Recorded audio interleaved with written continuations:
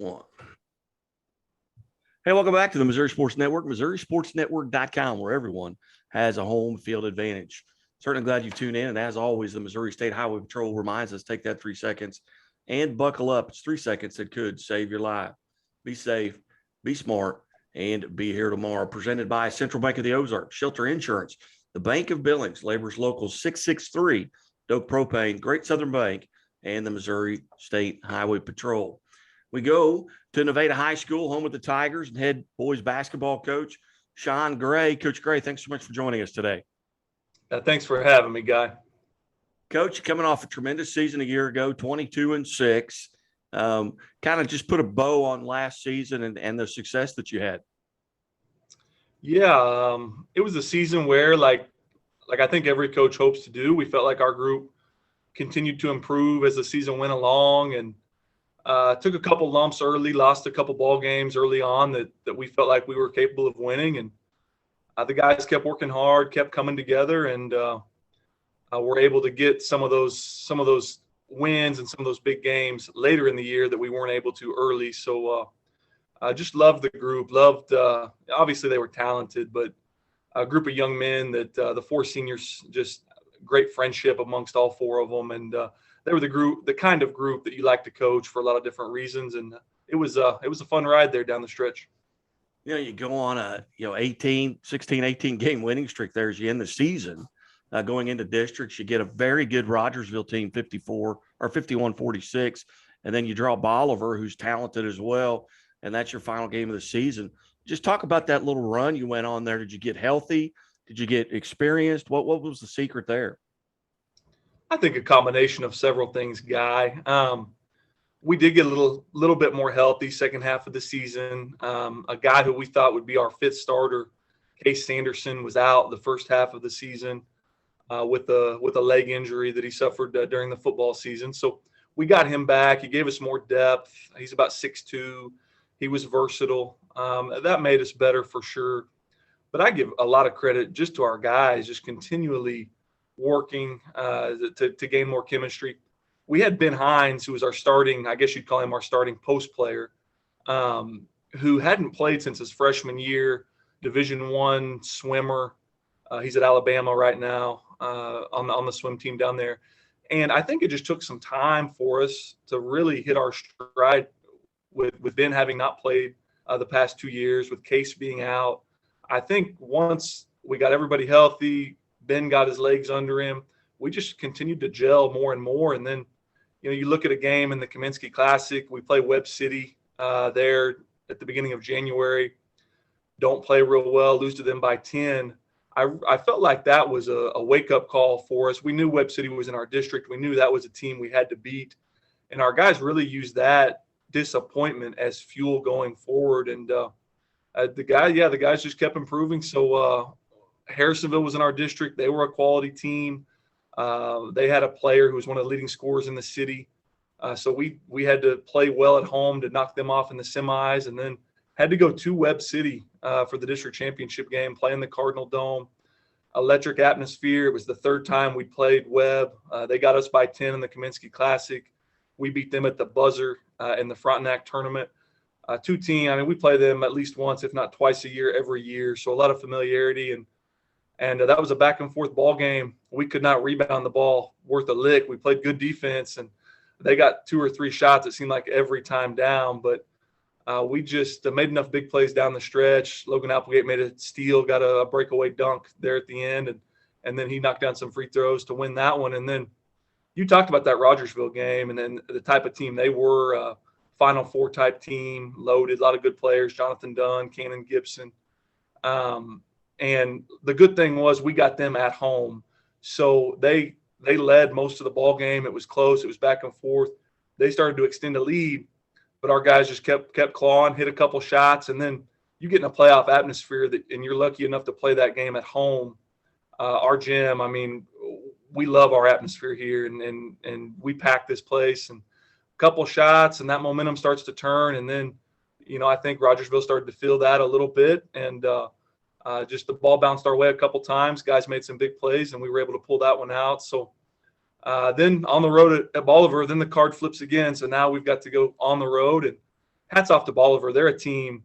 Their record was not anywhere near the type of team they were. They were young, and I think they would have beat about anybody late in the year. And their size was just too much for us.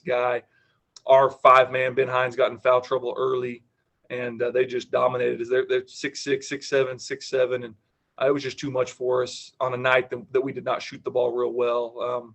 If we were going to beat a team like Bolivar on the road with all that size, we were going to have to shoot the ball well. Unfortunately, didn't do it, but it was a heck of a run, and it was a great group to coach, and we're sure going to miss those 4 seniors. Visiting with Nevada Tigers head basketball coach Shaun Gray, and here on High School Game Day, part of our basketball preview. And Coach Gray, coming out of that 22-6 season, what did you lose to graduation, and who are some of the guys you're going to have to replace, and who's going to step in and fill those slots? Yeah, so we lost 4 starters. It starts with Logan Applegate, one of the best players in our program's history, averaged 23 points a game last year, was our second leading rebounder, 4.5 assists a game, a couple steals a game, just a do-it-all type guy. He's prepping there in Springfield with United Prep. He's got a couple Division I offers. He's trying to up his stock a little bit. So you don't replace a guy like that. And, we're sure going to miss him. The Nevada faithful will miss getting to watch him play. But he was a 4-year varsity player for us. And he's going to be missed. And we're looking forward to see what he does in the future at the next level. Logan and Lane McNeely were 2 of our other seniors guards. Man, they were D3 type guys. In today's game, guys that can guard multiple positions, guys that can shoot it from the perimeter, that's a big luxury. And those guys were great at both of those things. Very good 3-point shooters, very good defenders. Logan McNeely's playing at Baptist Bible College for Coach Minders there. And I saw him in their scrimmage. He went 3 for 3 from the 3-point line the other night. So he's doing a good job there. And then Lane's attending school in Springfield as well. So we're going to miss their leadership, their 3-point shooting ability, their ability to defend. And then I talked about Ben a little bit earlier. Ben Hines, 6'4", just super athlete, Division I swimmer at Alabama. In the state sectional game against Rogersville, I mean, he blocked Jonathan Dunn at the rim a couple times on some dunk attempts. And the athleticism that he brought to the table is, again, that's something we will not be able to replace. So we don't necessarily try to replace those 4 guys with another 4 guys. We're going to have to replace their production in a completely different way. And we've got a lot of guys that came in this summer, worked their tail off, that they don't want to see a big drop off with our program. And while, we may not have guys who are going to be Division I swimmers, Division I basketball players, we do have guys that we feel like can get the job done and can still help us be successful, still help us compete night in and night out in the Big 8 conference. Yeah, you mentioned the Big 8 conference. They're kind of a newer member to it, and just 2 or 3 years into it. But I've noticed just the athletics there as a whole. Your football team's playing well, your girls' basketball team's playing well, baseball.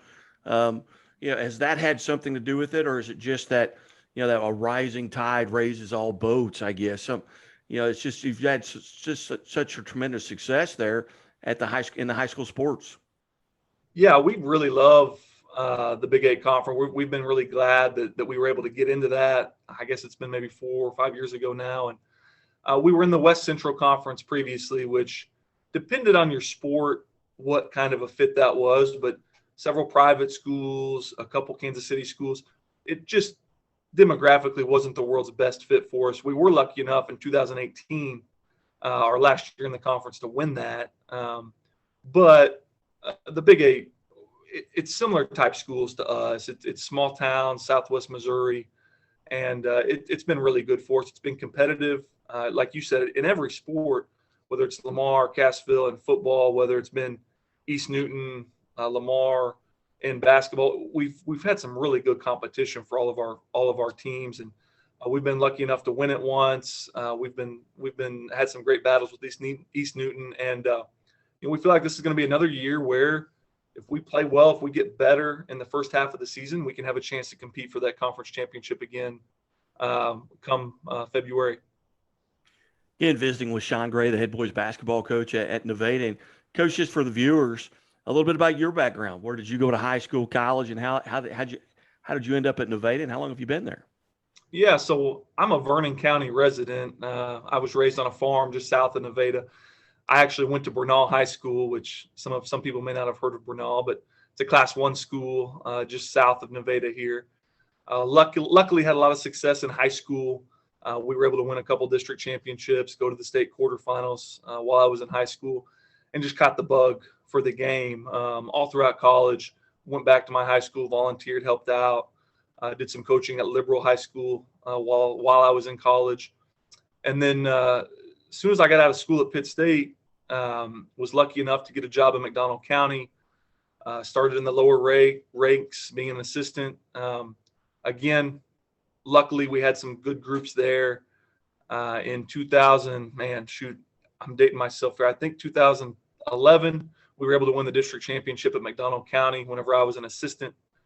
And then a job opportunity became available here in Nevada to coach under legendary coach John McNeely, who's the all-time wins leader here in Nevada. And it was an opportunity to get closer to home, back to my roots, and coach under a coach like John McNeely. So I took advantage of that. And after 1 year, he stepped into the athletic director's role. So the head spot opened up, and man, that's been 8 years ago now. So time flies when you're having fun. We've been lucky. We've had a lot of great players here in the last 8 years, and they've been a joy to coach, and it's been a fun ride, and we're going to look to keep it going this year.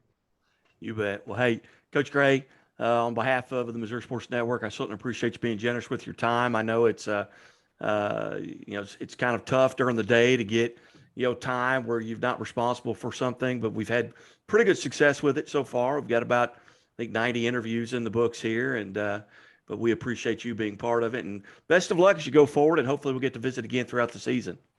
Yeah, Guy, I appreciate you having me on.